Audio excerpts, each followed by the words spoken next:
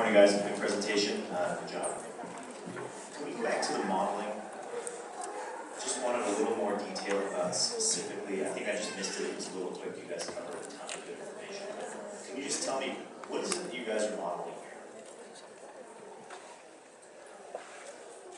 Our modeling is to find out the optimum SAV production time. Since our project wants to produce SAV on the surface of our E. coli. And we choose to use the Hill function-based model. So this is during your bacterial fermentation. So when your bacteria are expressing these things, so you're modeling the time it has to grow in your broth and express on the surface. Yeah. Right? Did you find any variation when you changed from SCFE to your GBP, or even across your different SCFEs, or was it constant?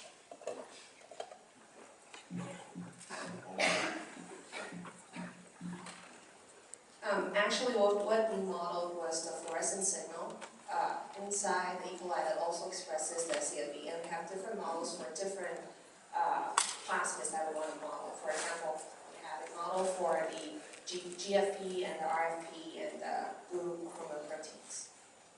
Thank you. Follow up on that, what's the difference then in your model between the GFP, RFP, and the blue chromoprotein? What kind of parameters do you change? In the end, they are reported, so can you explain how would you get different curves if the model more or less is the same, but you're changing the type of reporter you have? So what are the parameters you change? So the different models are, we all use the same function base, but we change the reporter gene. So for each of the different genes, they have slightly different expression, optimum expression times. And so like you have like different folding times, different degradation times of these reporters. So what will be the difference that you model between a GFP and an RFP?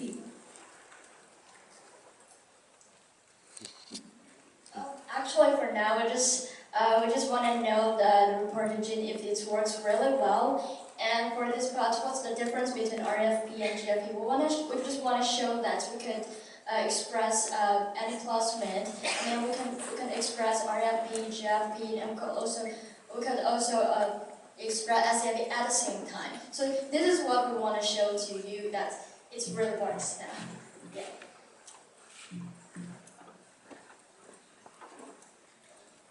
Yeah, so I'm actually a modeling person, or the other judges already asked those. I have a question about your controls for the SKO3 and SKDR3 experiments. Can you maybe go to those? So what exactly do we see in your control? In our control, we use green fluorescence E. coli to try to stain this cancer cell. So, as you can see in the image, none of it has gone onto cancer cells. So basically, okay. Do you also test your E. coli with non-cancer cells, like healthy cells? Yes, we did.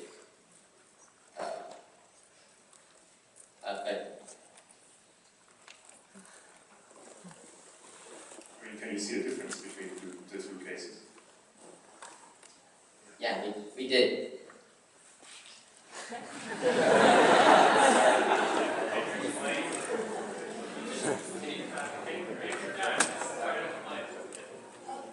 Could you repeat your answer again? Question, yeah. So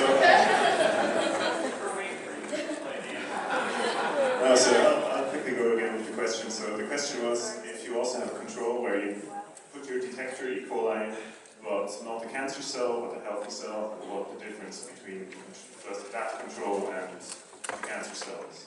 Okay, let me answer this question. Sorry.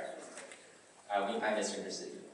Okay, so in our project, our purpose is to detect that if the patient has the marker or not. We're not determining if it's a cancer cell. So our project's purpose is for tree diagnosis with targeted drug. It's not to make sure if it's cancer or not, it's to make sure if the patient has a marker or not, if he's suitable for target therapy.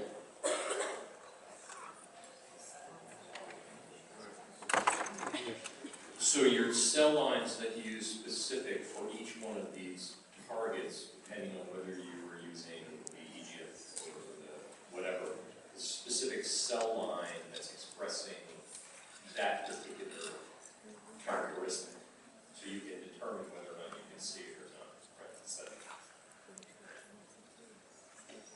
Yeah, because you said really that your product is specific. So when you claim is specific, I guess what we are all aiming at is to understand whether you, through your ecodetector that is supposed to bind a certain receptor into cells that have another receptor overexpressed, be it a healthy cell or something else, and you saw or not that it was binding on the muscle. So it will tell you a little bit the specificity, because if you have to make a decision, what kind of drug you have to give, I guess you want to quantify, that's why you have the colors, you have to say, okay, this patient has more of this, less of that, and so a combination.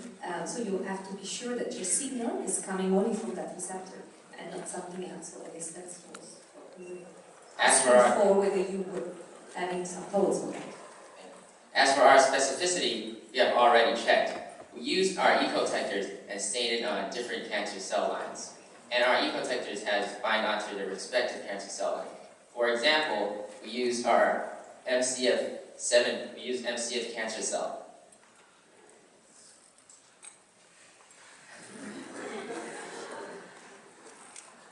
Oh, okay, so we use MCF7 is a cancer cell that overexpresses EGFR. And we used our anti-EGFR ecodetector and our anti-VEGF ecodetector to stain it. And only our anti-EGFR ecodetector has stained onto the cancer cell, which proves our specificity. As for our sensitivity, because due to the earlier date of the Jamboree, we haven't done our quantitative test. But for the moment, what we can do is we can detect whether the cancer has a marker or not.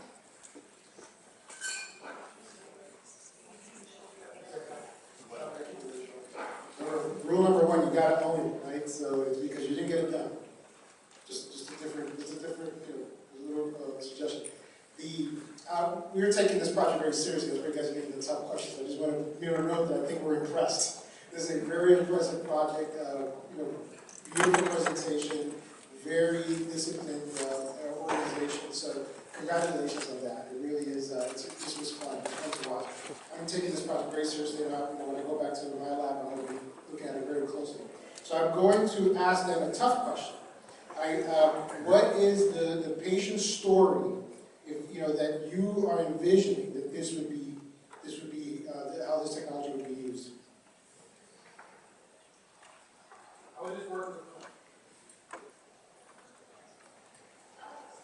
Actually, I want to state our purpose that actually our ecodetector is provided a platform, right?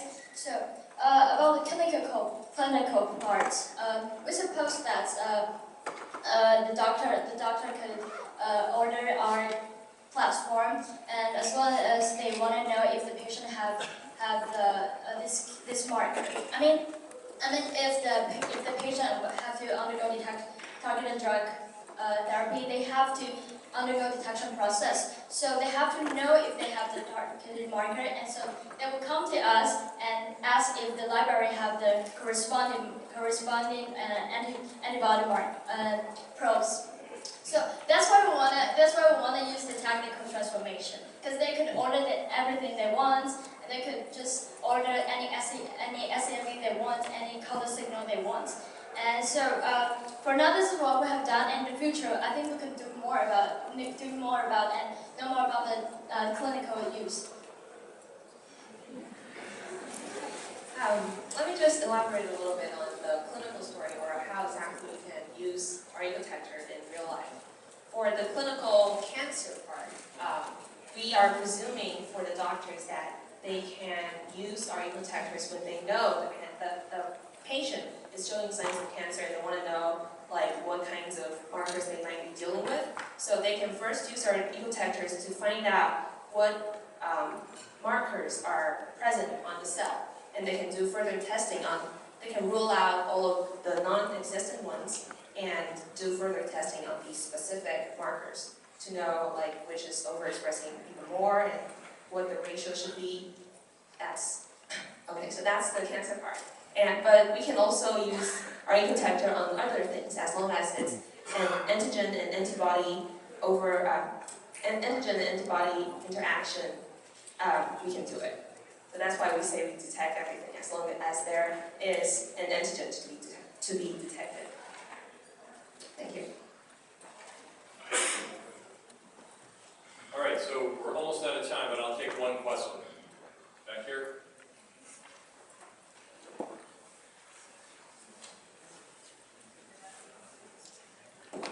Thank you, very impressive. How do you said you can detect any antigen, but you need to know the antibody that corresponds to the antigen you want to detect. So do you have a way to design new antibodies for antigens that are not known? Like how do you go from, can you screen for new antibodies? How do you do this one? That's a great question.